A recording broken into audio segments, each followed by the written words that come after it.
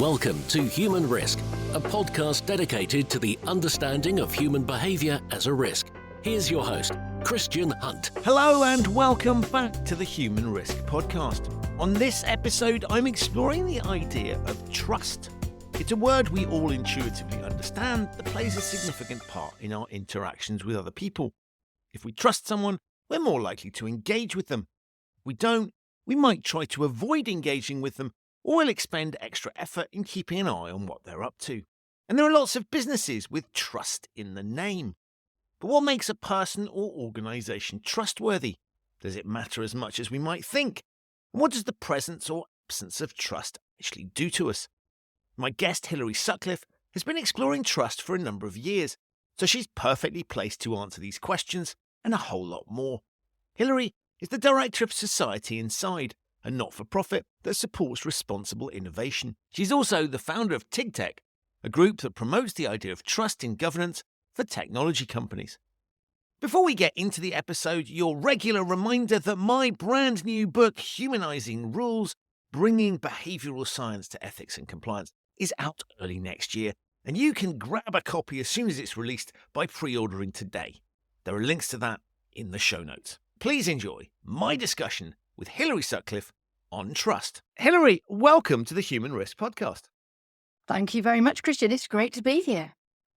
I'm thrilled to have you here. And look, I know you, but many of my listeners may not. Can you give us a quick pen portrait of yourself?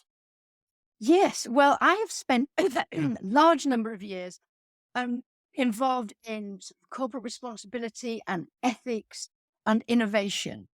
And about 5 or 6 years ago, I was at a meeting at the World Economic Forum. I was co-chairing the Values and Ethics and Innovation Council, and someone talked about trust. And I sort of stuck my hand in the air and said, well, actually, you've got to think about trust, but you also have to think about trustworthiness. And I sat down and that was that. And it was very interesting. Somebody walked up to me and said, I'm thinking of doing a project on trust and governance of organizations. Would you be interested in joining me? And we got together, and I then suddenly went off into this area of trust, which from nowhere, which I've spent the last sort of 5 years thinking about. I love that. I love that. It's just that, like, it's there now, but it sort of just came out of nowhere. And I think that's for many of us, that can be what sparks our career. And I guess an obvious question is, when we use the word a lot, we intuitively understand it. But how do you define trust? Well, it's very interesting. So this project I had on trust in governance, so trust in tech governance, was about trust and then governance and then connecting them. So I had to first learn all about trust. So I spent literally 2 years looking into psychology of trust, evolutionary psychology, sociology, political science, looking at trust in all sorts of different ways. And after about 8 months in, I was honestly, genuinely freaking out. I remember putting my head on my desk and crying because I did not understand it. And then suddenly, after it was about 10 months, I realized it's not me, it's them. They don't agree with each other. And what happens is there are various branches of these different academic disciplines who've all got their own little idea of trust. So they all write about that for their entire lives. And they haven't really come with any great agreement. But what then? So I was very cheered up by that. So then I started to look for commonalities. So, well, what do they agree on in that case? And genuinely, there was the main areas of agreement were what are the signals of trustworthiness, or what does trust actually mean in terms of behaviors and actions? Where trust is clear, these sort of signals of trustworthiness will be there, and where they're absent, then you can really see that they're not there. So, and I mean, I can just tell you these 7 signals because, I'm looking today and living in the UK and looking at trust in government quite a lot. You can see these things in absence. So there is intent, So actually, the intent is not totally self-serving. I have an intent actually includes you. It perhaps be a public interest intent, or, you and I, we have a good intent to make this podcast work that is joint. It's not totally self-serving.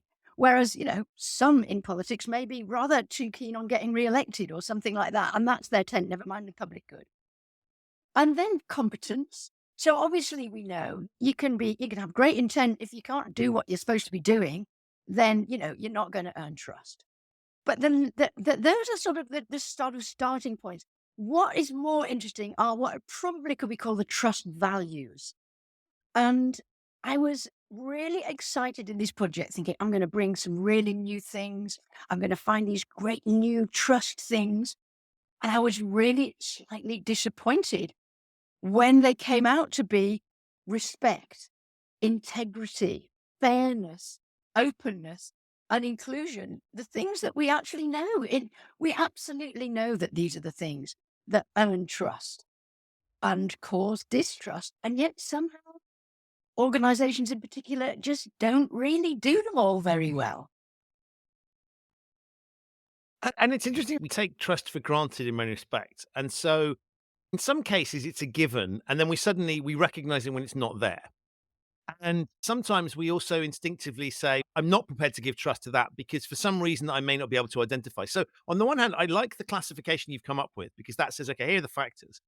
On the other hand, there seems to be an intuitive level that stretches beyond that, where we recognize which way it's going very, very quickly. I mean, if I find myself in a situation with a new person, I guess I have to decide relatively quickly. And therefore I'm factoring these things in subconsciously on a very rapidly. Yes. Now, this, I'm afraid to say, I'm going to confuse things a little here because trust also is a sort of instinctive thing. It is an outcome. So one of the things that is an outcome of perceptions of trustworthiness.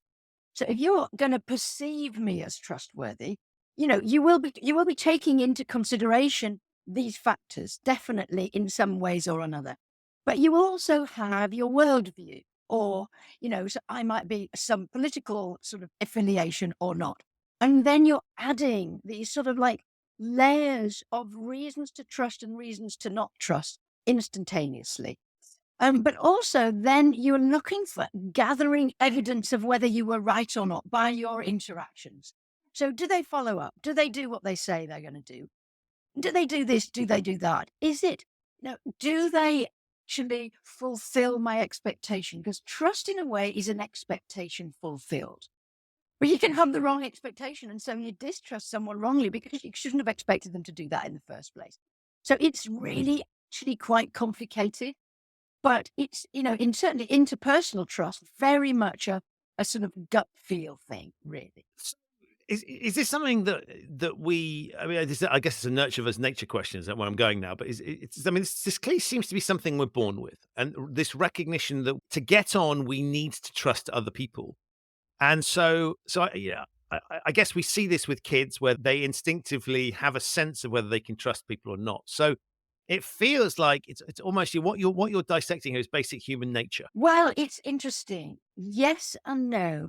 I think I read a great book during lockdown called Rutger Bregman's Humankind. And that I love shows that. it's a great book, isn't it? That shows how through history we are hardwired to actually be collaborative, to be supportive of each other, to be helpful, and to be, to be open and to trust.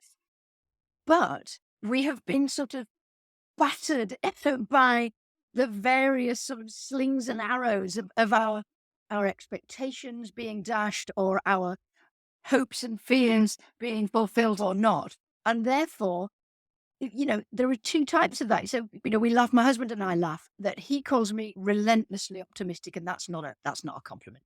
I trust anybody instinctively. He doesn't trust anybody. But which is great for us, because I always think if it was for me and we were there in the savannah in the history of time, he wouldn't get out from under the trees and we'd never even get any food. I'd be out from under the trees and I'd have been eaten at the first time by some lion. So this idea of this balance of being too trusting and being not trusting enough, I think is where we've got as human nature. But when looking, I think there is some nature aspect of that. I think there are people who are more trustworthy. But like I say in my work on technology, if you're a person who has been marginalized for your whole life, you've been stopped and searched every 2 seconds, you've been given and doled a sort of status in life that means the world does not look at all trustworthy. It's a whole different sort of attitude to trust than, the little old lady like me who's, lived a happy clappy sort of life and hasn't really been shown that the world is deeply untrustworthy. So I think a bit of both there. I guess with most things, experience colors how we perceive the world. And so if I've experienced that I just shouldn't trust the world, and I guess I've been it's almost, I've been stung by being trusting. So my guards are up and I'm going to pull back on that a little bit. And I might do that in situations where that's not necessarily appropriate, but that makes perfect sense, right? It's experience that's telling us that we need to be more cautious than perhaps we were naturally. Yeah. Yeah, absolutely. And then it comes to things like organizational trust, and it's sort of the same but different. I think interpersonal trust is, quite well written up and talked about, but trust in institutions, in government, in businesses, in regulation, in different sorts of organizations is slightly different. It's colored by one's experience, but actually it's also a sort of a different area as well. You mentioned it earlier on, but talk a little bit more around politics, because I think that's absolutely fascinating. I know exactly what you mean. We sort of observe politicians and we have an instinctive sense about them. I could cite lots of evidence as to why I might not trust them, but how does that dynamic work out? Because I think if I look at an individual, I know what that means on a one-to-one relationship. If I look at a brand or an organization that I've had interactions with, again, that can be served by personal experience. The trust with politicians, for example, and I guess to an extent celebrities, people we've never met before directly, but who in some way have influence over our lives. How does that work? Yes, I think in a similar way to the interpersonal trust, we have our worldview that you've honed over at the time, which actually does relate also to your upbringing. Disappointingly, you feel that you can break free of your parents, but whatever the guy's poetry, they really do mess you up. But I think that there is that aspect to it. But um, I think really important, particularly from a government point of view, there are social aspects, social societal aspects about how different countries even trust or distrust their government. And there was a great report I read recently from the Inter-American Development Bank, which looked at how countries behave when they trust or distrust their governments. And, the Latin Caribbean go- people distrust their governments, at least of all world. But what was quite interesting is that when you don't trust the government, for example, you don't feel like paying taxes, you don't feel like, complying with regulation because you think the government themselves aren't going to be doing anything, worthwhile with your money. And they're just not doing their job. And there was quite an interesting initiative called now what was it called? The Global Satisfaction with Democracy Index.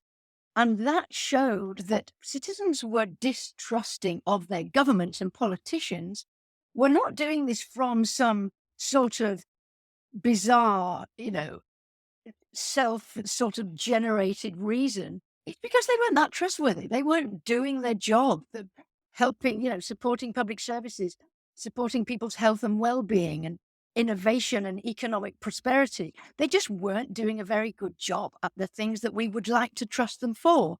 And therefore, happens in a lot of areas. People talk about that you're not trusted. The first starting point from those who are not trusted is to think, well, what's wrong with them that don't trust me? As opposed to, why am I not perceived as trustworthy? And I think the first point of view from, perspective from all those people looking at, well, trust as an institution is, well, are we even trustworthy? Are we even doing what people expect us to do, which our mandate is? And I think that's where politicians do go wrong. It is very much a sort of self-revolving perception that they're really in it for being re-election, or the incentives and metrics they're judged on it are about re-election, rather than this central public good, which is, we sort of hope that's what they're there for, but we do see lots of evidence that might not be the case. You said something interesting there. Correct me if this is wrong, but what I took from that was we make a natural presumption that others will trust us. And so our start point is, why aren't they trusting us? Because they ought to. Is that a sort of lack of self-awareness where we just make a presumption that because we think we're trustworthy, we presume that other people will, and we can see it in other people, but it's harder for us to see in ourselves? Is that how you see that working? Yeah, well, that's an interesting question though, Christian. I think yes. I mean, I'm looking at organizations again. So, you see the Edelman Trust work, and you see quite interesting studies, MIT study recently on walking the talk, where co- companies in particular think that they're really trustworthy and they've got these wonderful values. And, here we are, we're doing great for the world, and, really quite confident in their trustworthiness. And was a study that tracked these values, which did include trust as a value, in relation to people's view of these companies in the Glassdoor exit interviews.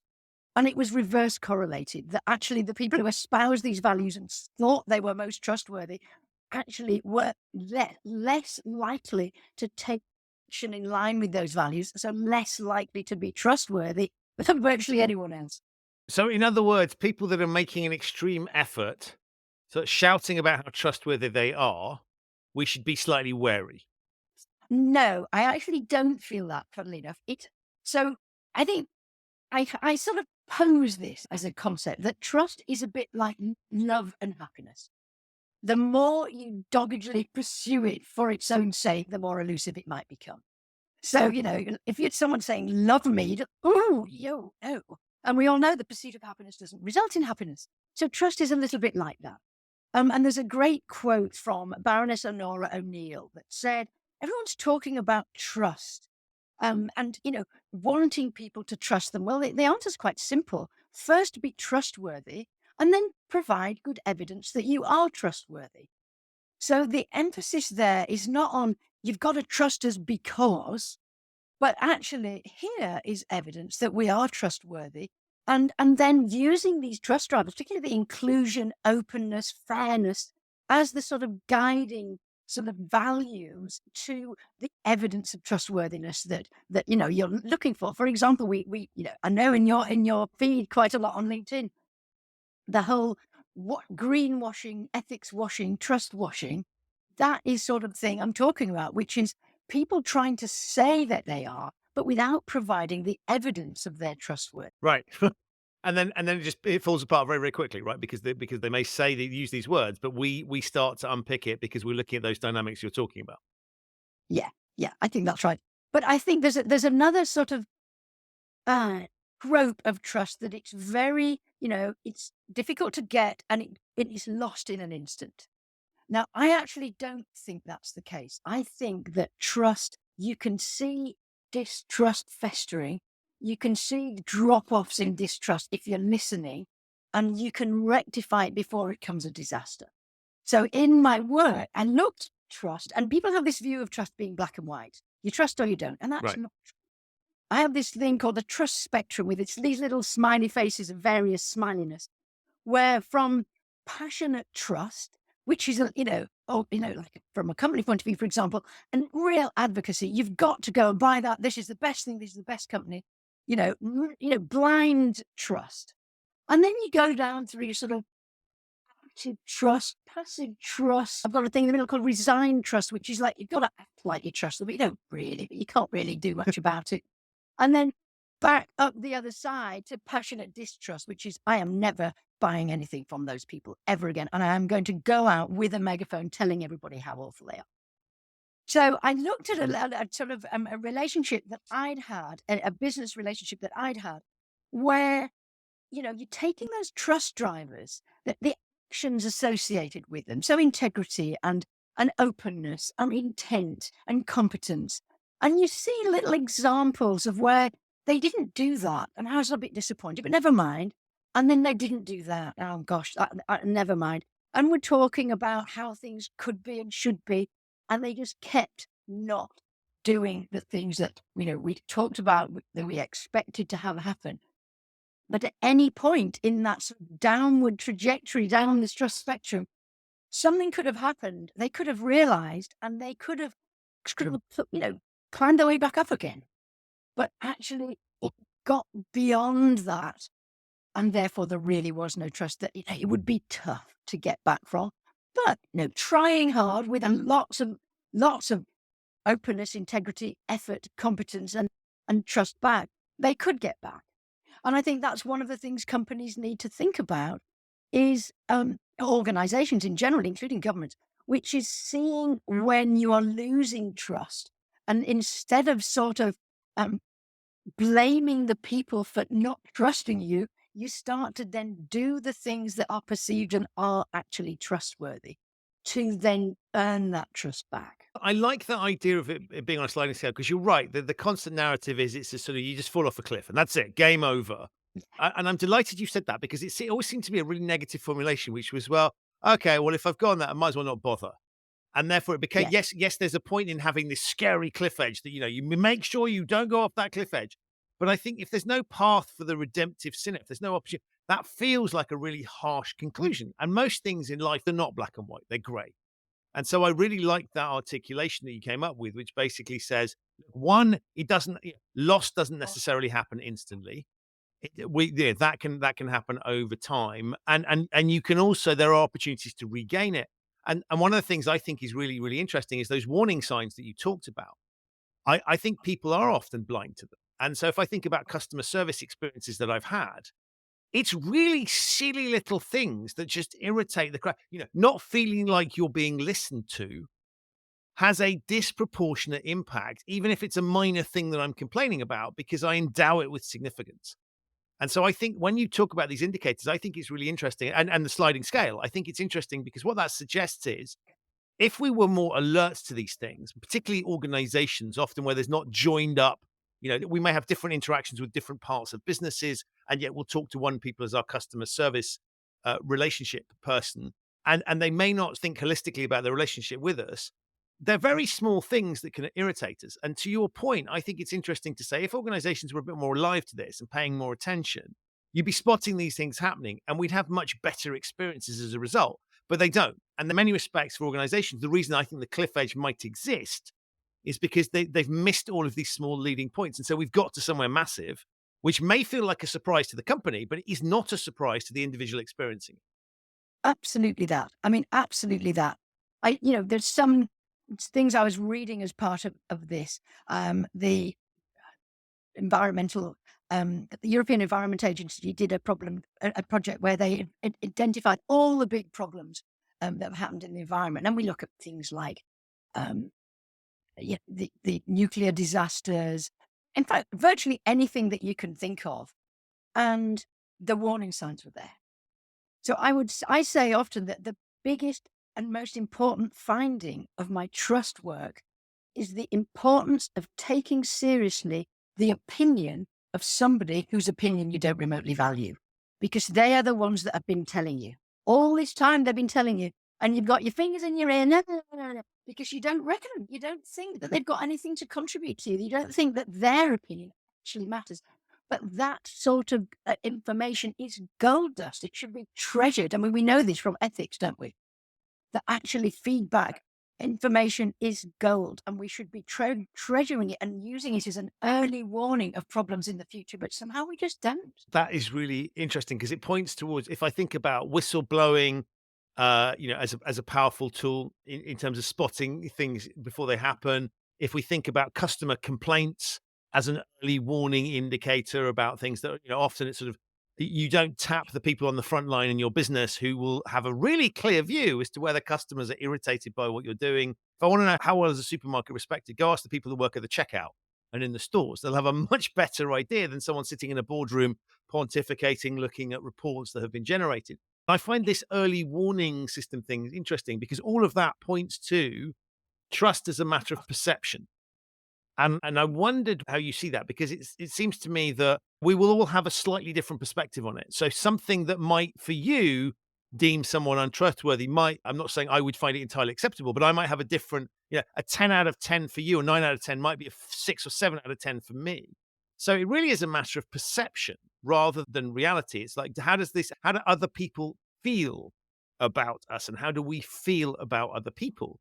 And I guess that's why we need that feedback loop, because it's hard for me to, unless I'm putting myself in the shoes of the other person, I'm never going to be able to assess that. So to assess our own trustworthiness is, to your point, we have to understand what other people's perception of us is. Yes, I'm slightly resisting this feeling aspect because what that sort of phrasing says is all about your feelings. It's still not about us. So actually, Hmm. that's where the trust drivers come in because the feelings are very often based on a reality of the behavior that you're responding to. So when we talk about, you know, the feelings and the perceptions of people, and behavioral science, I think, is a bit guilty of this as well, sort of detaching those from the actions that stimulated the feelings. And I think they're much more attached than just sort of feeling that people are just feeling organizations. We are responding to things that we don't actually like that you've done. Right. So it's not just a matter of perception. It's a matter of, I guess, reality. And therefore, that's probably a helpful formulation because if we just thought, well, it's just what they think, it's easier to disregard. But I mean, in effect, are you saying that we could rate trustworthiness and that would be a reasonably objective measure? Well, this is one of the $6 million questions that I'm working with a European organization on earning trust and trust as something that they want to really live by. So they want to measure trust. Now, what happens is, not necessarily with this organization, but all sorts of boards, they want a number. I want a number. How much do Right. they trust us? And and they want it so that they can see when it's going up and down, we're 64% this time, oh, we're 53% this time. And what happens is, there's two things about this. I'm a great fan, as I think you were a fan. I've had this conversation about Goodhart's law, which is when a measure becomes a target, it ceases to be good a measure. In fact, it just skews Yeah. things. And then what you measure is what you get. So if you're trying to measure trust, do you get trust? Not necessarily. So your point then about, is there empirical aspects of trustworthiness that you can judge yourselves on? Probably not. I wouldn't even bother going there because it's just an expensive rabbit hole that might actually not work anywhere. But actually bringing to life and looking how you are rated, if you like, along the trust drivers is something really interesting. So they're going to want the measure, they're going to want the number. So let's let them have the number because they do like it, and sometimes it shows some movement. But when you've gone from 52 to 57, really, what value is that? So what you then need is the qualitative research underneath that say, and a couple of organizations I'm working with, it's you don't take responsibility, you try and cover things up and you try and blame other people. We know this. This is just so here is the integrity and respect thing, and that's everywhere. So that's why I don't trust you, because if you do something wrong, you pretend it's my fault and then you try and cover it up and Roger Miles, our friend Roger Miles, is sort of institutionalized gaslighting. You just pretend it's not actually real. So Right. that's where distrust comes from. And that's a disrespect and a lack of integrity thing. And so again, you're looking at, well, how open are we? How do they know that we are trustworthy? If we are, how are they even going to know? I talked to a regulator who was saying, well, we want to earn trust and da da da da. And I'm saying, well, how do people know that, particularly in the regulation, that what you're doing is effective, that that it works, and that actually you are doing what we hope and expect you to do, and therefore, oh no, no, no, we'd like to keep under the radar. So how, if you want to earn trust, are you going to earn trust if nobody knows what you do and you haven't even got a decent website? So, these are the sorts of things, the conversation that we have, that you have got to be more open. You have got to be more honest when you do make mistakes. And you have seen, and behavioral science tells us time and again, people who admit their mistakes, apologize, and crucially do something about it, and then show what they've done. That is a trust earning type of an approach. And that's where you earn back the trust that you've lost. It's funny when you mention that because I was thinking, I mean, the only people that you would trust more if they were sort of silent around things is I don't know, sort of private detect anybody where discretion was a massive part of the business. You might say maybe you being undercover is helpful if you're a secret detective and you don't have a big website. But for every other business, you're right, put yourself out there because how can I trust you? Well, I need to see what you're saying. I need a sense of who you are. And so that transparency piece, it seems to me, becomes absolutely critical. And therefore, it's asking organizations if you really want to earn people's trust, you can't just rely on the fact that you've established in 1862. That's lovely, right? Shows you've been around for a long time, but show me I can trust you today. Yes. And Nora Neal's got a great quote as well again. She talks about trust being contingent. So you don't distrust your plumber because they can't mend your computer, and you don't distrust the Food Standards Agency because they haven't figured out the air traffic control. So it's quite contingent. So you're thinking, what am I trusted for? What am I actually being trusted to do? And so I think that's the starting point with that. And when I'm looking at, organizations and thinking about measurement, we have a great exercise, what could we do to really cause distrust? We're really trying hard to cause distrust. So they all write this stuff on the little sticky notes. And then we all sit back and look at them and think, oh dear, we're doing quite a lot of those things, aren't we already? Success, right? Yes, absolutely. And then we sort of think, oh, well, we wonder why we're not trusted. Oh, gosh, that's really interesting. So that is a really great exercise. Maximum distrust. What do we have to do? And then just do the opposite of that. I often say, Right. maybe we don't worry about earning trust even. Maybe just avoid distrust, avoid being distrusted. That'll do, Don't get too ambitious. Yeah. Carrying that sort of counterintuitive, mischievous thinking, which I really like, carrying that to logic extremity. Is there a benefit in certain circumstances to being seen to be untrustworthy? And so an example I was thinking about, for example, if you looked at Donald Trump and the way that he would sort of do wild things, unexpected things, right? And what you might say often inappropriate, unorthodox responses. And so in many cases, I would say, well, that's negative. But if you looked at something like, I don't know, negotiating with North Korea, sort of negotiating with Putin or wanting to be seen to be strong, in a way, some of the attributes of unpredictability, there are certain contexts, aren't there, where that might be, and they're very, very specific, but it did occur to me, there might be times where not fulfilling those attributes, making yourself untrustworthy could be helpful in certain specific contexts. Well, yeah, that's a good one. I think from that point of view, that is a strategy of being sort of showing that you can't be trusted, that you are unpredictable, that you're not going to be sort of taking tests. People can't sort of get one over on you.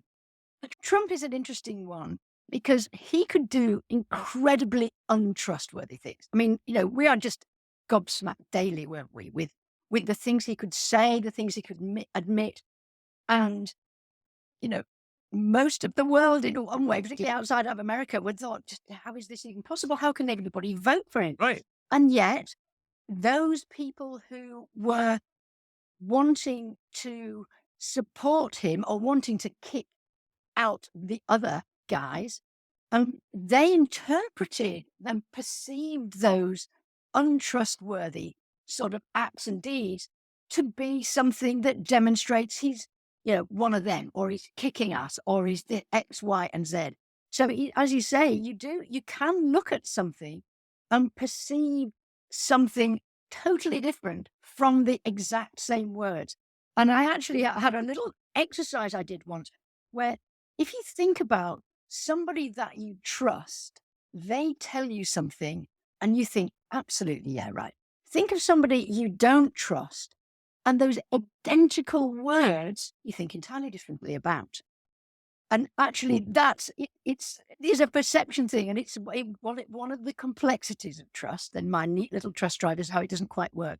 But that's why trust is quite good because, if you trust somebody, you do collaborate with them. You're open to their ideas. You sort of, you want to work with them. You want to be helpful to them, and you recommend them. And actually, they leave you alone if you're trusted.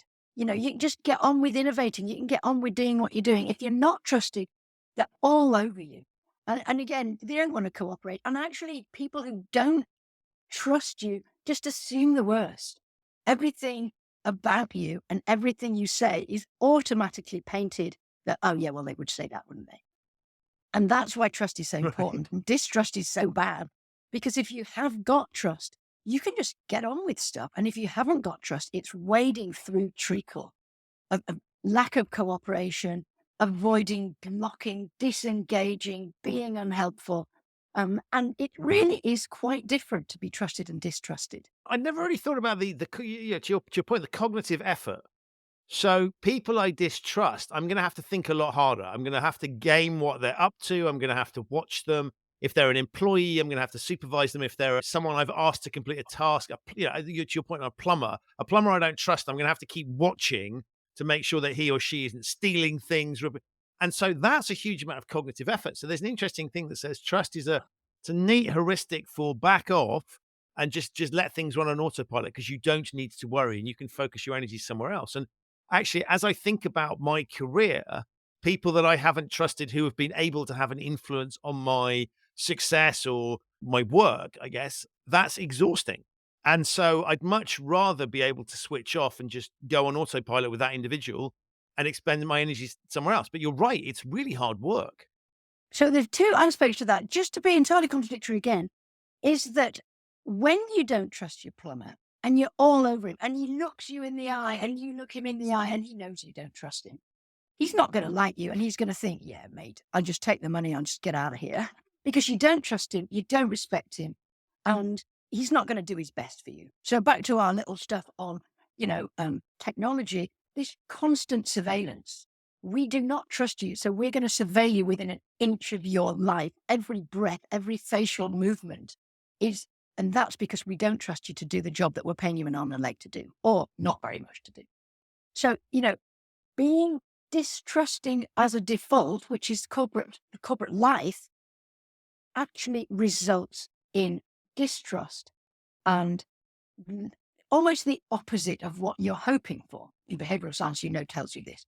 So trust. Right. So there's a lot of body of work that I would look at. I'm hoping to do more on, which is when you trust people, whether or not you've actually got the data, just try it out. You trust somebody first. Here's your plumber. It looks a bit shifty. Didn't know if he's going to look like that. Not what I thought a plumber was going to be like. Or I didn't know if that thing on Ethernet forum said that he was a bit mean. Just ditch all that. Assume that he's going to be trustworthy. Treat him with respect. Treat him like a trustworthy person. And lo and behold, he's much more likely to be trustworthy.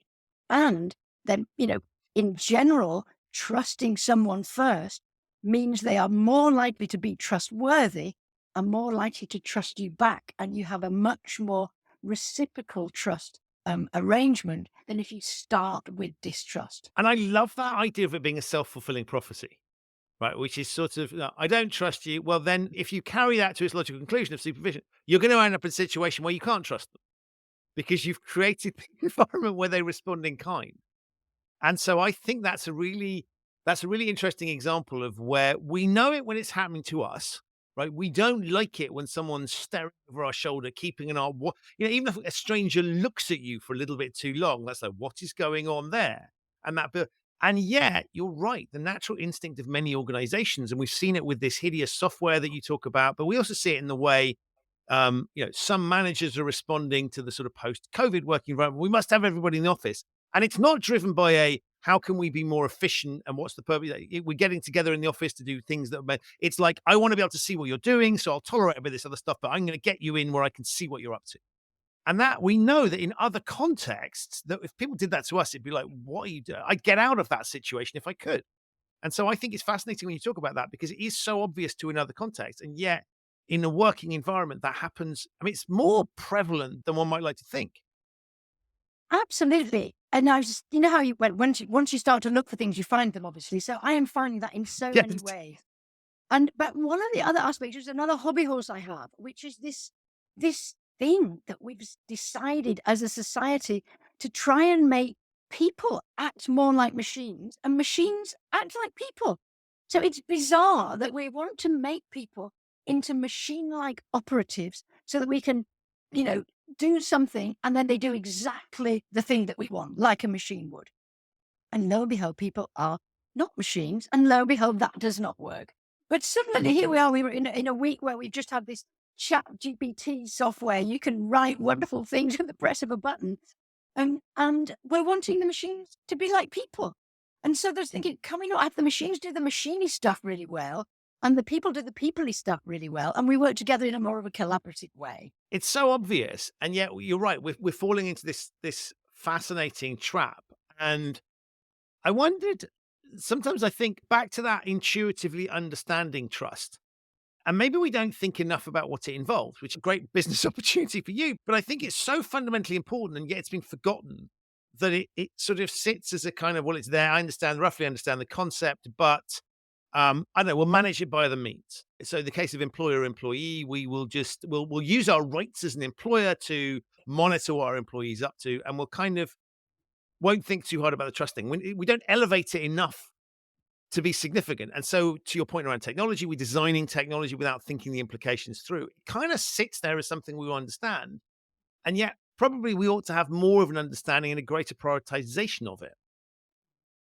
Yes, I think the bit of my life before I started to do trust was all about responsible innovation. Now that can be technology innovation, it can be any sort of ideas or ways of doing things. And very much this idea that we could do it a certain way, but we don't. Now, the big reasons for that, to be honest, are incentives and metrics. I don't mean to sort of, you soon end up with GDP and capitalism when you start that conversation, because the metrics and incentives of companies are actually almost diametrically opposed to the things that allow them to trust their employees. Or, you have to make this amount of money in this amount of time, and it suddenly becomes some big time emotion thing. And that's why you end up where you end up. But also, I think there is a mindset aspect to it. I wrote this article about what are the 4 things. Someone asked me, what are the main things that you think that we need to think about to do sort of innovation in general more responsibly? And it's certainly this mindset that we talked about of trusting people, of going for the more positive outcomes and working in a more proactive and positive way. Then the metrics, working with all sorts of organizations, some really interesting work with the guy you will know, Professor Chris Hodges, about regulation and the law. The law has the mindset that deterrence is the only thing that works, fines are the only things that work, and so the whole system is about you are bad. I'm going to make sure by promising huge penalties if you do bad stuff, and then I'm going to, that all hell will rain upon you.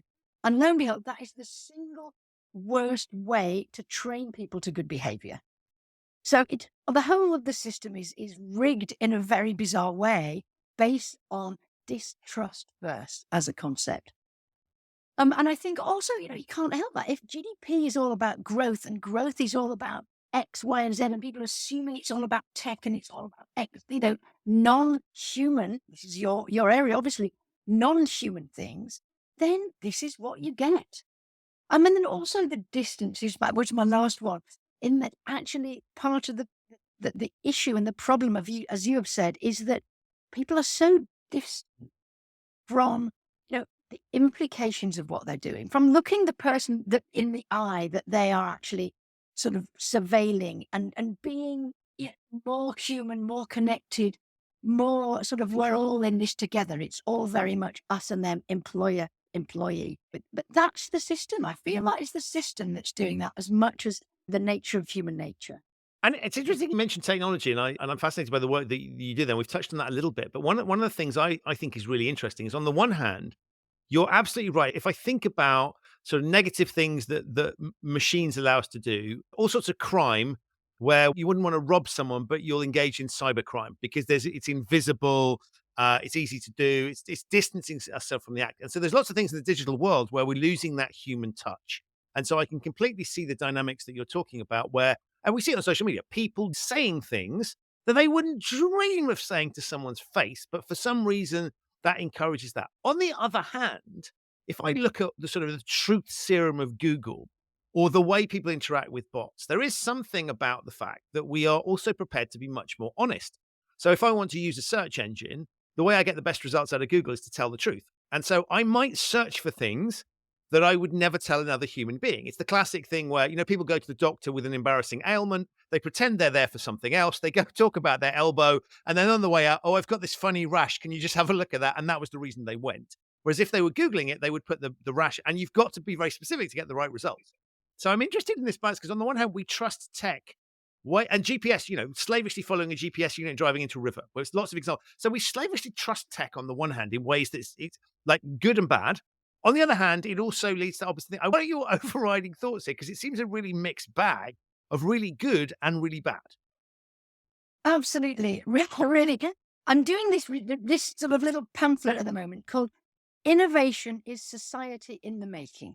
So this is a great quote from a guy called Pierre Benoit Joly. And actually, innovation, and not just technology innovation, but innovation of ideas and innovation of ways of doing things, is what is shaping society.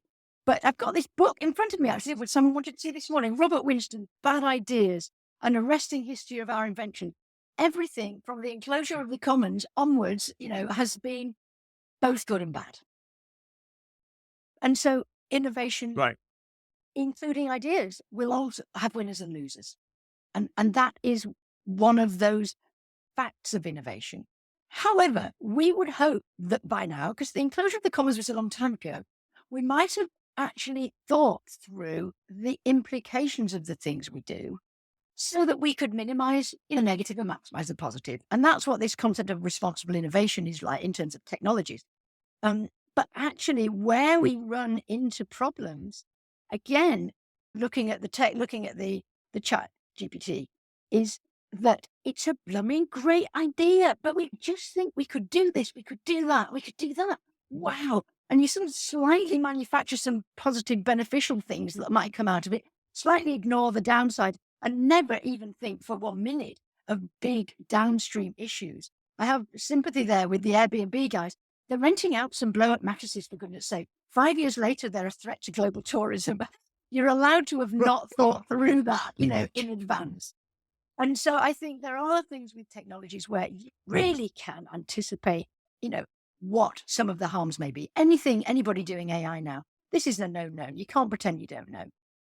But you don't do it because it's busy. You're busy. The investors want it now. You don't really think that's going to happen. And anyway, it's a bloody good idea and people should have it. And you never know what might happen because actually people will love it. And you've got all these things in the back of your head and in the system so that you just don't. So you're sort of then relying on regulation and governance and standards and NGOs to sort of stop the worst effects, which is a bit, after the horse has bolted. So that's what this whole responsible innovation work we're doing is about. Well, how do you even ask the question, do we want this technology at all? What's the forum for asking that? How do we even ask that? And if we decide we don't, what the heck do we do then?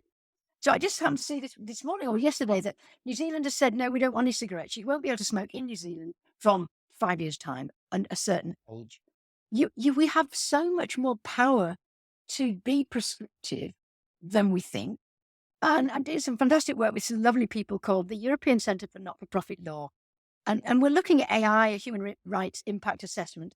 But actually, we've got things like the Universal Declaration of Human Rights. If we're looking at digital tech, pretty much all the problems that we're seeing with that can be traced to human rights law and human rights issues and responsibility issues.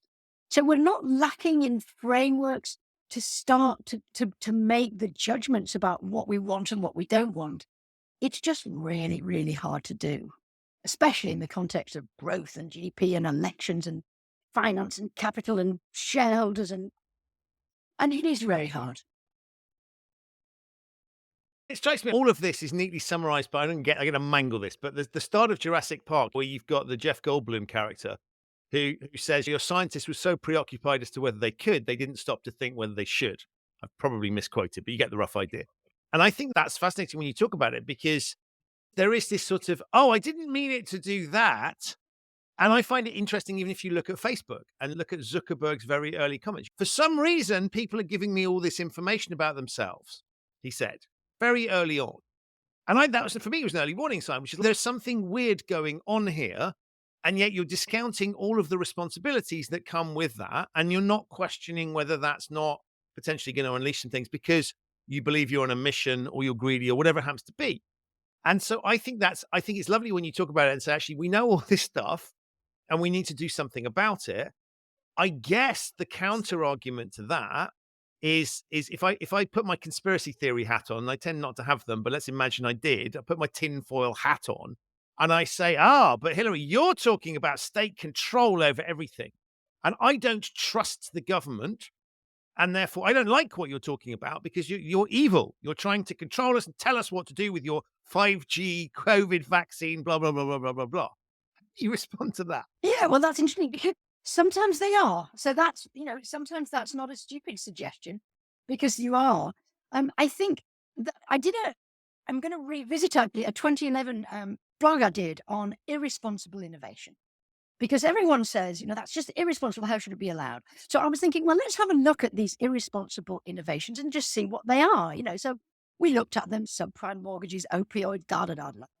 They all started out as somebody's idea of a good, beneficial sort of solution to a problem, and they pretty much were. They pretty much were. No innovation apart from lethal autonomous weapons, perhaps, is starting off with a view, a deliberate view to cause harm. They all started off as someone's really good idea, and they were a good idea until exactly as you said, it's like, oh, no, we didn't really need to go off there doing that over there. No. And by that time, you're just clambering to get it back in. So this sort of field of responsible innovation is trying to anticipate the worst and trying to anticipate the harm and steer it differently. So let's say for AI, for ChatGPT, Facebook, there is a moment when you did know. Perhaps earlier, especially if you're listening to people you don't want to listen to, you did know. And then that's the moment to think about it. Because innovation, you've got Mastodon, you've got loads of people in the Fediverse, as they're calling it, who have got the solutions to Facebook. If anybody wanted them, it's just that Facebook's got this huge incumbent bias and the regulation is powerless and it's difficult. So there are moments when there are possibilities for transformation that are lost. And sometimes we take those possibilities. Sometimes we move things away and don't do them. But you can't really see those because you don't really know the bad things that would have happened if you didn't do that. And I think it's interesting when you talk in those terms because back to the voices that we shouldn't listen. If I go back to ancient structures, so if I think of the devil's advocate as a good example, or if I think of a court jester and things I've looked at before on the show, which are sort of early forms of risk management that recognize that human beings make dumb decisions sometimes and that we need other human beings to put an alternative perspective. And we need to you need to endow those human beings with the right to speak and be heard in the hope that that will manage the excesses of human decision making. And so it's been there for a long time. And yet what we've been seeing, I think, recently is that sort of shutting out of dissenting voices. Whether I take Boris Johnson as a really good example of someone that clearly, surrounded himself by people that were never going to say anything, fires ethics advisors he doesn't like and then doesn't appoint new ones. So any possibility to shut out dissenting voices is taken because those somehow represent a threat. And I think that for me it's easy to see why that makes life easier. On the other hand, I think you're just saying, well, if we don't have those challenges to us, then we're liable to go off the rails. And we instinctively know that. That's the bit that astonishes me is we know that actually in most of our lives, we've had people that call us out when we do stupid things. Ideally, we've got family members or close friends that can be there and go, do you know what? You've overstepped the mark here, or rein that in. Risk management on an individual level. And so we understand this, but to your point, now if we don't have that in place for some of these businesses, I mean, the scalability of the tech problem makes this 100 times worse than it might have been with one individual just taking a decision in the physical world. Absolutely. I think the phrase we have now is critical friend, isn't it? So I do a lot of critical friends. And I work with lovely organizations. There is not any organization that I've worked with that is not really well-meaning, really great people. But you sort of tend to like the friend bit more than the critical bit. And you don't really, really want the critical bit. And, so I got some working with some people that really take it on the chin. And you can see me, I'm not very good at, I'm Yorkshire. I don't really do blunt. I don't really do dressed up stuff. So they know with me that you're going to get the critical friend. And here's the critical bit. And it's unvarnished. And really great, brave people. Talking again about how to tell. And a lot of your work and your colleagues' work is this idea of cultural audit. How can you tell then if they're not going to be responsible? What do you have to even look for? And that to me is probably the most telling factor for an organization that you've really got to have alarm bells ringing. The fact that they do not listen to dissenting information. They haven't got procedures and processes, not just in the negative sense. If early warnings of problems, I've got behind me here Rebel Ideas by Matthew Syed, which shows even more important actually is you create and innovate better if you've got more voices. You do better at what you do. Even academics, is debunked this lone voice of genius. Actually, the most effective problem solving is by collections of experts, not just a single expert. But we have this lone genius thing going on that we think if we hire Gordon and we give him a load of money and stick him in a room, he's going to be the answer to all of our prayers. The answer to all your prayers is getting out there, listening, talking, discussing, debating with loads of people. Love it. That, I think, Hilary, is a fabulous note on which to end the show. I could keep talking to you forever, and you and I will continue to have conversations. But for my listeners that you've sparked an interest in, I know there's going to be tons of them. Tell us how they can get hold of you and follow you and hear your thoughts and ideas. Well, I do most of my work now on LinkedIn.